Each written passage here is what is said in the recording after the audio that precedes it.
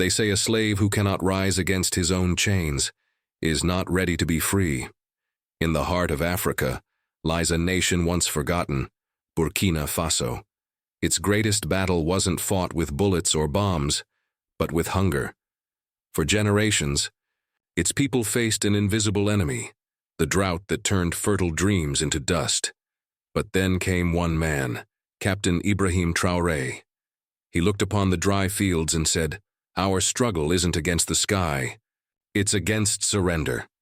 He believed the true power of Burkina Faso wasn't in its weapons, it was in its soil, waiting to be reborn. This soldier president of Burkina Faso launched a project so bold, so revolutionary, that it shocked the entire world. A project built without the IMF, without USAID, and without a single coin from the European Union. A canal so vast that it would rewrite the destiny of an entire continent. Burkina Faso. A name that once echoed with struggle. A land where the sun burns the soil, where rivers dry before they reach the fields, and where millions prayed for rain that never came. But hunger was not the only enemy. Dependence was. For decades, foreign powers kept Africa thirsty, not just for water but for control. They offered loans, then demanded obedience. They sent aid, then stole dignity. Every bag of imported rice carried invisible chains, and in the middle of this desert of despair stood a soldier, Captain Ibrahim Traoré. He looked at the cracked earth beneath his boots and said something that would echo through history. "If a nation cannot feed itself, it is not free." And I was not born to serve chains. That sentence became a prophecy. When Traoré came to power, he inherited a broken system. Foreign consultants, endless meetings, billions in aid money. And yet the people were starving. But he saw something no one else did. Not an enemy. Not a hopeless desert. He saw potential. The key wasn't in foreign banks, it was beneath the ground. Water. If he could control it, redirect it, multiply it, he could end hunger forever. Not just for Burkina Faso, but for all of Africa. That's when he announced Project Balma, a name that would soon be whispered from Cairo to Cape Town.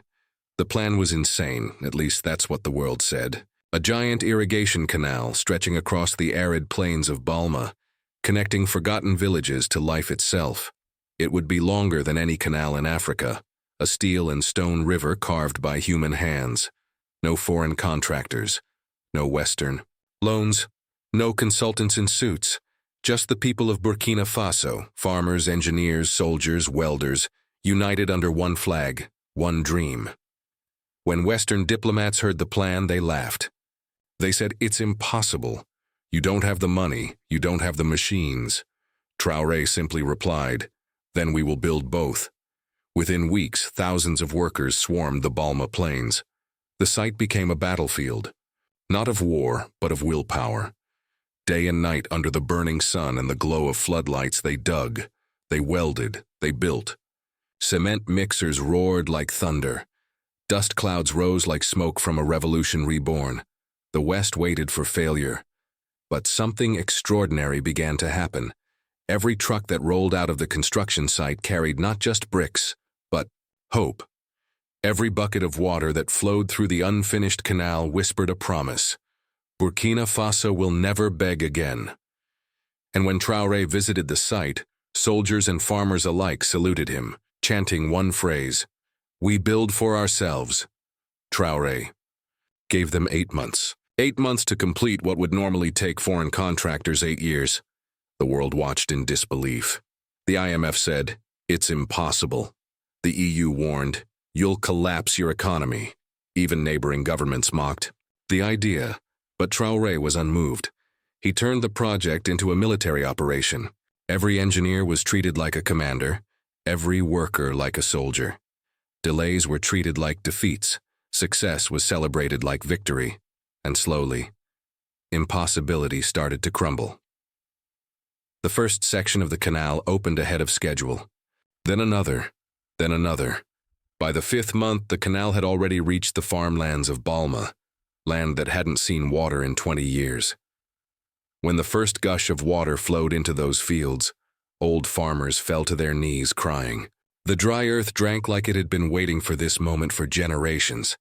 The transformation was instant. The once dead plains exploded into color, emerald green fields stretching to the horizon. Rice paddies shimmered under the African. So night vegetables, grains, fruit, life itself was reborn.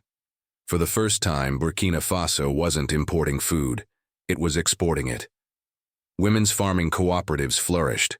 Markets overflowed with produce. Children no longer lined up for food aid. They carried baskets of their own harvest. Traoré stood at the heart of it all and declared, "This is not just about water. This is about dignity." But Traoré wasn't done. He knew that to stay free, the country had to modernize. So he turned the Balma Canal into the first solar-powered irrigation system in West Africa. Solar panels lined the water channels like mirrors of light. Smart sensors monitored soil moisture and directed water flow with pinpoint precision. AI-driven drones flew overhead, checking crop health, predicting rainfall, and mapping productivity. The world had to admit it. Burkina Faso was not just surviving, it was leading, and it was doing it without a single Western loan.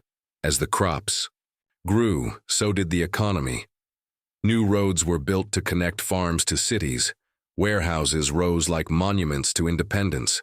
Food prices stabilized for the first time in decades. Families who had once fled to the capital now returned to their villages, to work, to farm, to build. More than 2,000 jobs were created in just the first year. Vocational schools opened, teaching young people trades like solar engineering, water hydraulics, and modern farming. Burkina Faso, once one of the poorest nations in Africa, had become a training ground for the next generation of African engineers. The Afri ripple effect was unstoppable. Money stayed inside the country. Local industries boomed, and foreign investors, the same ones who once mocked, now begged to be included. Traoré's answer was simple. We will partner, but we will never depend. In Washington, in Paris, and in Brussels, the headlines grew louder. How did Burkina Faso do it? Who funded the Balma Canal? Has Africa found its own model of independence? The truth was even more shocking. No foreign funding. No Western oversight. No hidden contracts. It was built entirely by the sweat and skill of its own people. When Western media tried to discredit the project, sending journalists to find proof of outside help, they found something else. Pride. A 23-year-old welder who said, "We didn't need them. For the first time, my hands are building something that belongs to me." That clip went viral, millions watched it. And for the first time in decades, the world saw Africa. Not as a victim, but as a creator. As the canal expanded, something unexpected happened. Neighboring countries, Mali, Niger, even Ghana, began to study the model. Some asked for technical assistance, not loans. Others sent teams to learn how to replicate it. Burkina Faso began exporting not just food, but knowledge. A new kind of power was emerging. Not military, not financial, but moral. Soft power. The ability to stand on your own 2 feet and still offer a hand to others. For the first time in history, Burkina Faso became a net exporter of rice, selling to countries that once sent it food aid. And when drought struck nearby nations, it was Traoré's government that sent relief, water, grain, and seeds, without conditions. The world order had shifted, but the real victory wasn't in statistics or exports. It was in the faces of the people. A father holding a shovel instead of a begging bowl. A mother teaching her daughter to farm her own land. A young man welding steel beams, whispering, "We built this." Burkina Faso had rediscovered something that cannot be imported: pride. Traoré didn't just build a canal, he built a mirror, one in which every African could finally see their true reflection, strong, capable, and free. Today, the Balma Canal stretches like a silver scar of victory across the heart of Africa. It waters more than 10,000 hectares of farmland. It feeds over 2 million people, and it stands as a reminder that when a nation stops waiting for permission, it becomes unstoppable. Historians call it the Canal of Independence. But to the people, it's simply the river of hope. As Traoré once said to his people, empires are not built by those who ask for help. They are built by those who dare to start. And that is exactly what he did.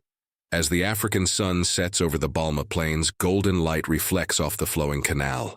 Children splash in the water that once was only a dream. A nation breathes again.